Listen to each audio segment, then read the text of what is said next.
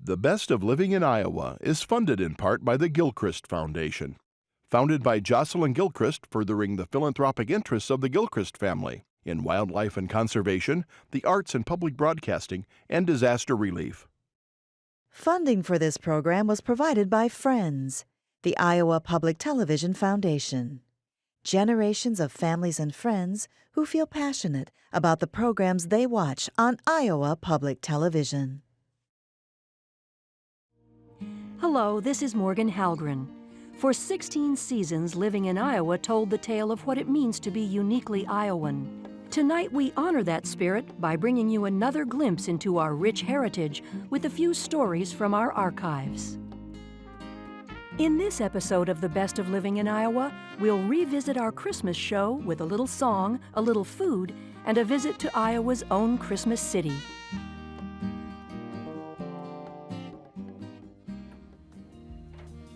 Hello, I'm Morgan Halgren. Thanks for joining us for our holiday edition of Living in Iowa. This year, we're coming to you from the northeastern Iowa river city of Dubuque.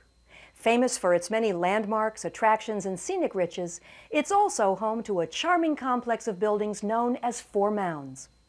The heart of the complex is Gray House, which along with 54 acres of property overlooking the Mississippi, was willed to the city of Dubuque in 1982 by Elizabeth Adams Burden.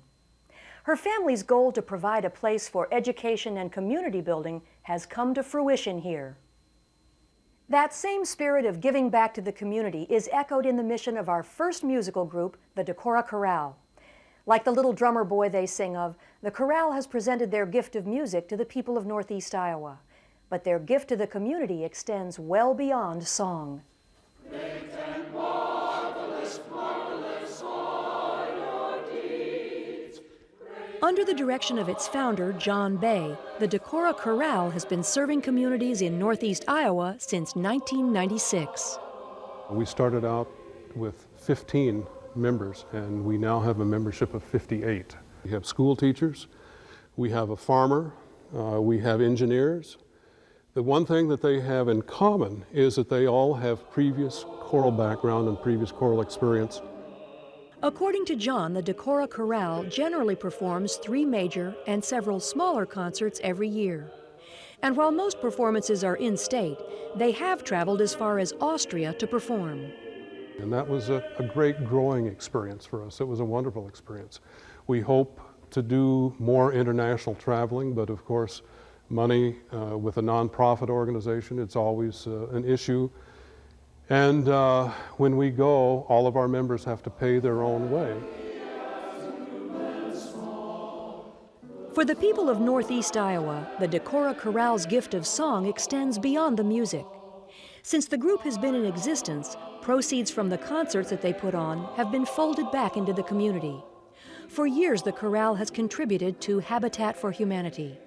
They've contributed to the Decorah High School and Luther College music programs and plan to start a scholarship program to help music majors further their education in vocal education and performance.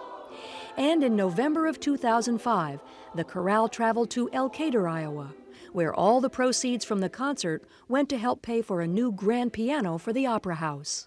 And it's our mission to continue this group and continue the outreach in this group and to try to keep the arts alive and well in this part of Iowa and eastern Iowa and the whole state of Iowa and the Midwest.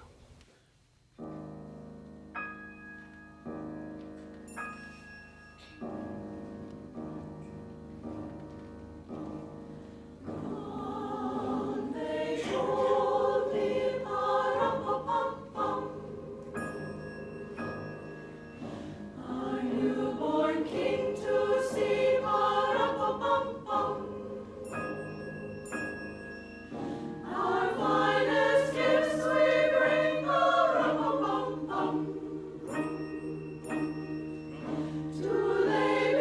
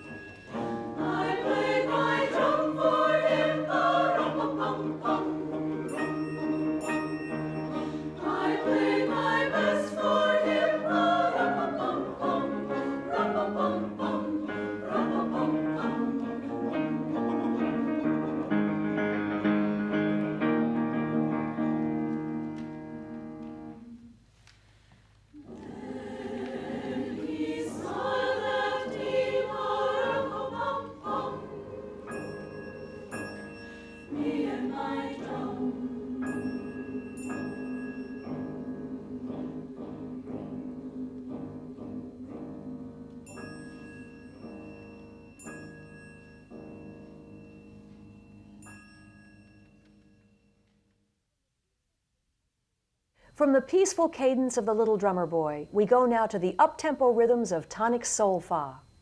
Their name comes from the key musical relationships of do, re, mi, fa, sol, la, ti, and do.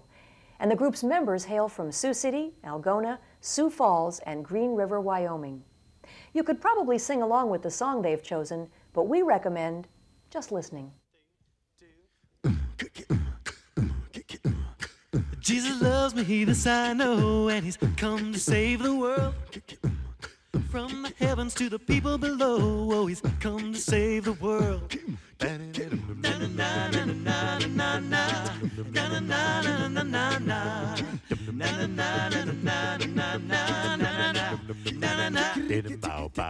I am a rambling man across the desert in the burning sand, faced down the devil himself, but I made it on through. Live and die by the words I choose. 1,000 miles in these worn-out shoes, so another mile behind me, another to do.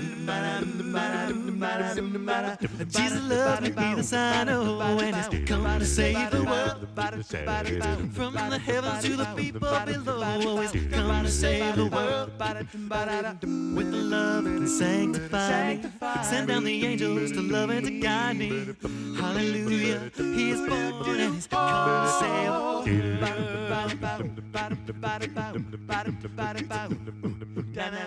Try to break the chains that bind me. No peace on earth I found. I bow my head in prayer, sometimes I bow it in fear. A born man in a foreign land, I found through a very simple plan. Well, love is strong enough, you know the hate disappears. Jesus loves me, Jesus I know, and he's come to save the world. From the heavens to the people below, he's come to save the world. With love and sanctify me, send down the angels to love and to guide me. Hallelujah, he is born and he's come to save the world.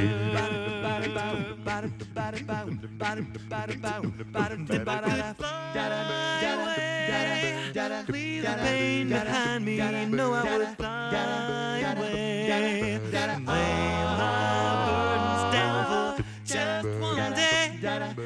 Leave it all behind me, there's just no easy way.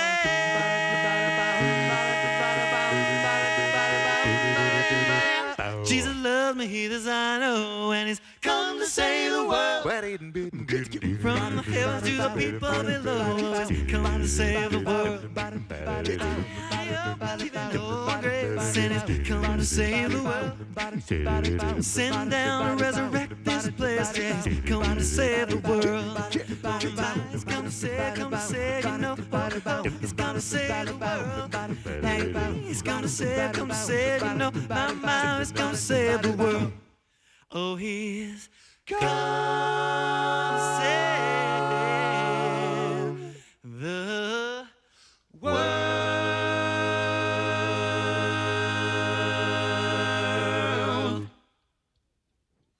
The Four Mounds Inn has 7 bedrooms and 4 fireplaces, and this impressive butler's pantry.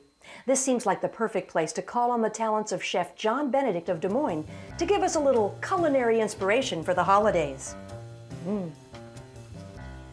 Hi, I'm Chef Jon Benedict, and today I'm going to show you a variation for a standing rib roast.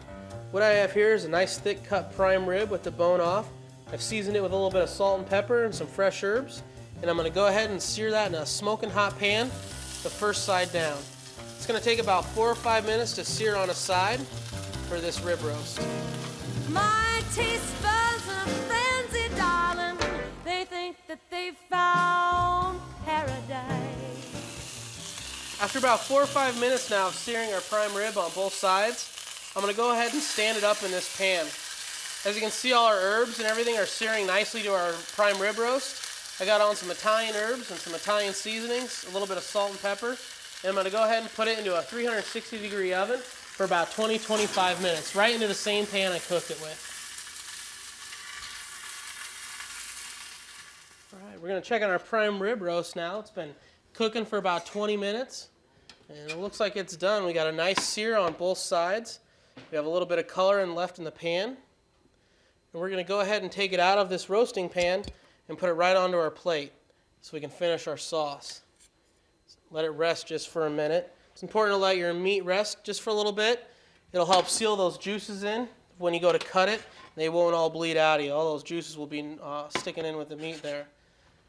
In our hot pan that we have with all of our juices and a little bit of fat left over from the prime rib, I'm going to add some garlic to it that I've chopped up, some shallots, and some fresh herbs. And this is going to help make us a nice pan sauce to go with this prime rib.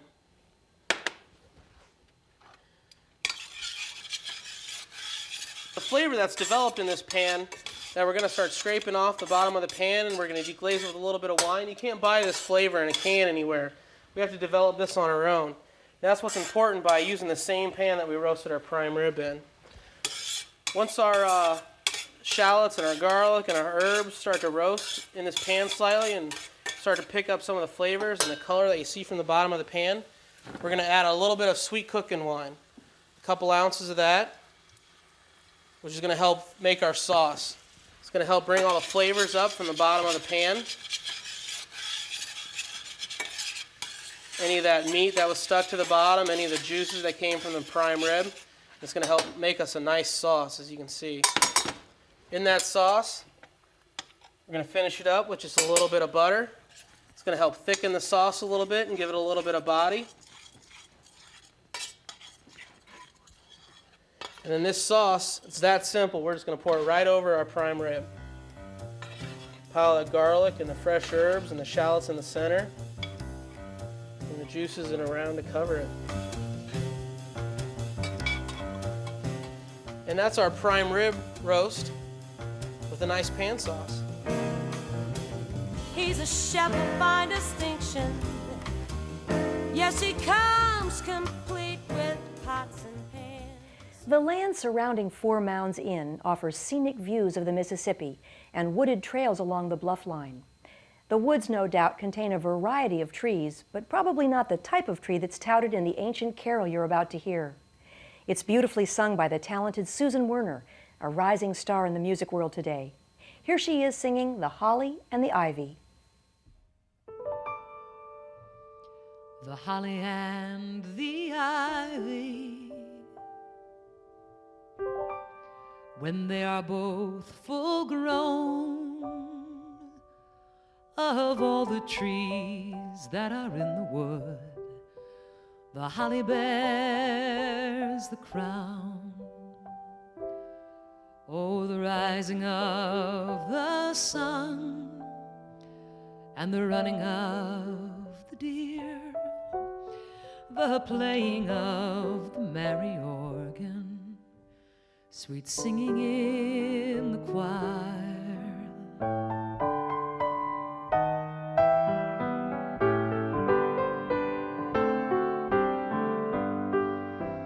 The holly bears a berry as red as any blood, and Mary bore sweet Jesus Christ to do poor sinners good. Oh, the rising of the sun and the running of the deer, the playing of the merry organ, sweet singing in the choir.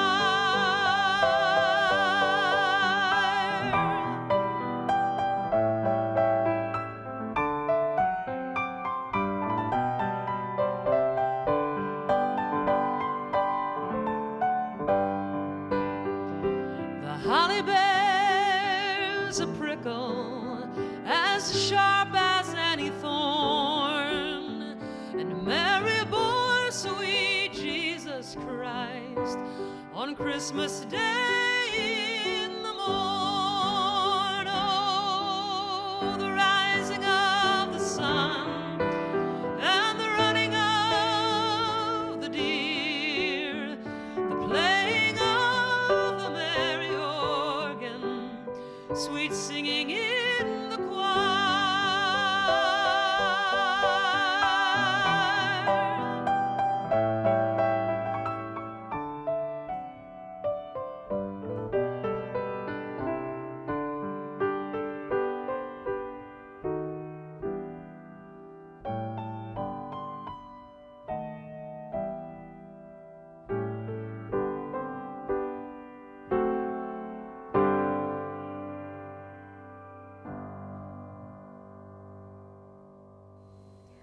Paul Burge traveled east, not west, to go to Wyoming and found himself on a side road that took him to the North Pole.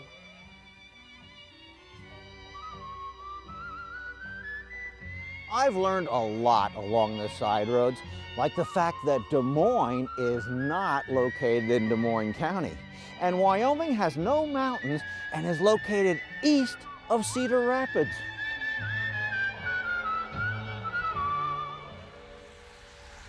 Wyoming, Iowa, population 700, was founded in 1855 by J.A. Bronson and C.J. Marsh.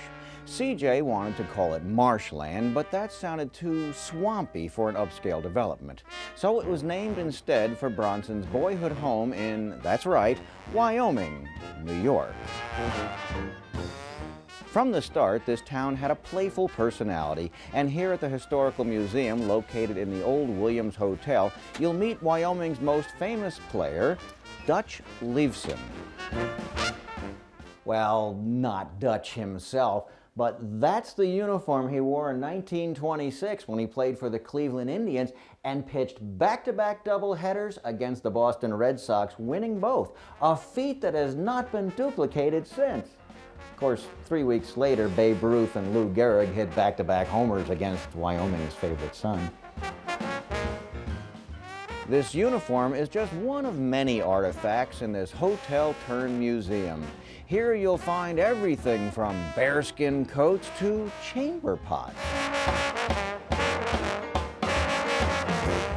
Or ask World War II veteran John Heine Peterson to show you the helmet he wore at the Battle of the Bulge when shrapnel parted more than his hair. Is that where it went in? Yep, it come out over here, so I took a little nap on the bottom of the tank till I come to again, so.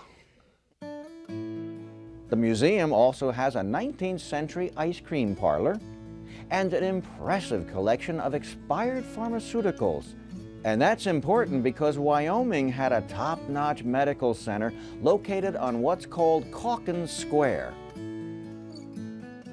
Opened in 1858 by Dr. Martin Calkins, who was from Mexico, New York, it's one of the last remaining country doctor's offices in the Midwest.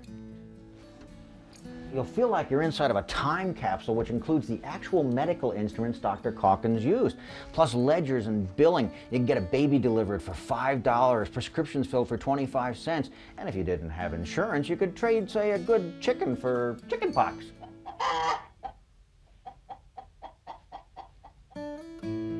The doctor might have taken this flax spinning wheel in exchange for a tonsillectomy. We just don't know. But we do know that some of this furniture came over on the Mayflower, way before the doctor was born. This is the war room inside the family residence, and even though Dr. Calkins didn't serve in the military himself, during the Civil War he mustered in 89 local Wyoming boys into the Union Army. He had so much respect for their service that he built a monument in their honor.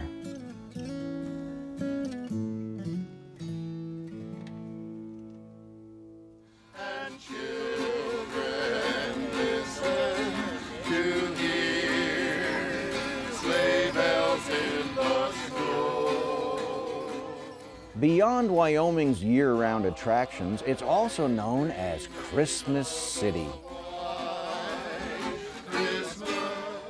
Since 1945, when the town celebrated the lights going on again at the end of the Second World War, Wyoming laughs away winter's gloom with miles of Christmas lights and a Christmas City celebration held on the first weekend in December. Well, you'll learn, as I did, that you don't have to travel far to discover the splendors of Wyoming, because like all good things in Iowa, it's just a short ride down a side road. Taxi! And bright, and they all know Christmases he won. Since this will probably be my last appearance as host of a Living in Iowa holiday special, I've been thinking about some of the holiday music from my early days here. Just for fun, here's a look back at a song I performed back in 1992 for a Living in Iowa Touchstone holiday special. Jim Ritter was the accompanist as I sang my very favorite song of the season, the Christmas Waltz.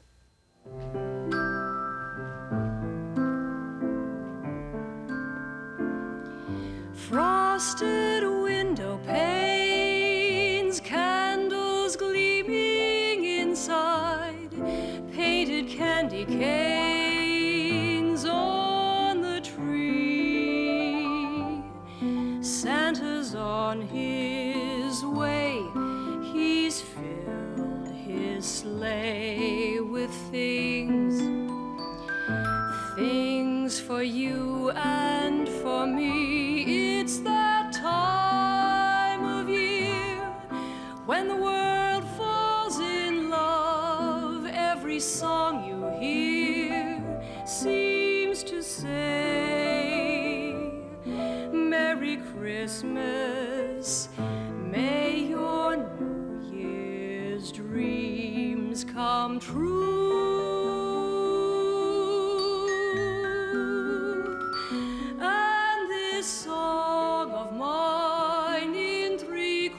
Time wishes you and yours the same thing too.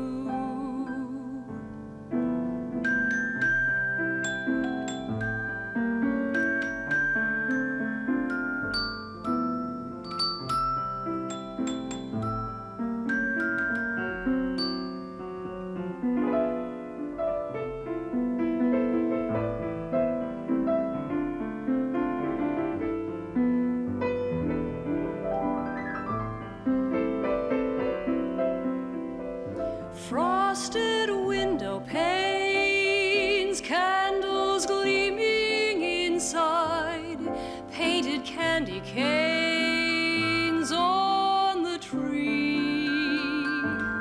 Santa's on his way, he's filled his sleigh with things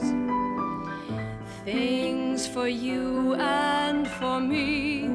It's that time of year when the world falls in love.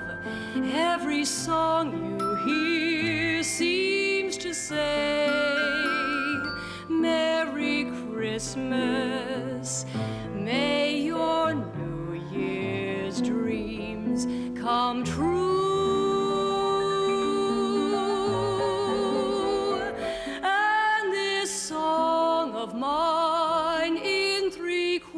Time wishes you and yours the same thing too.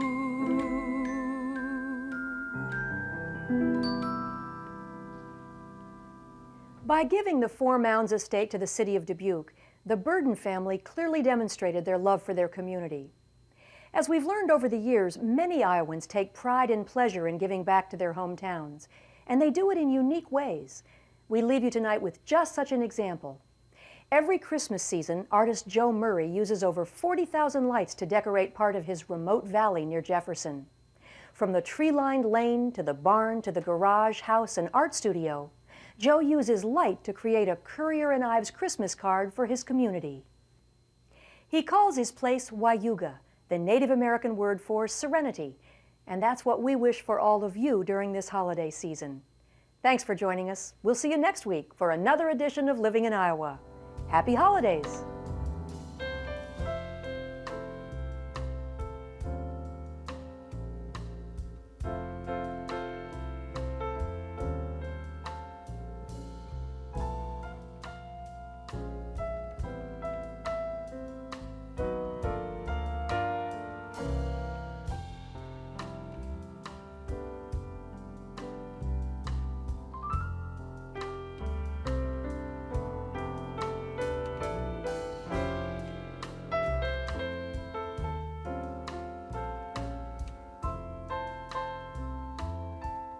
The Best of Living in Iowa is funded in part by the Gilchrist Foundation.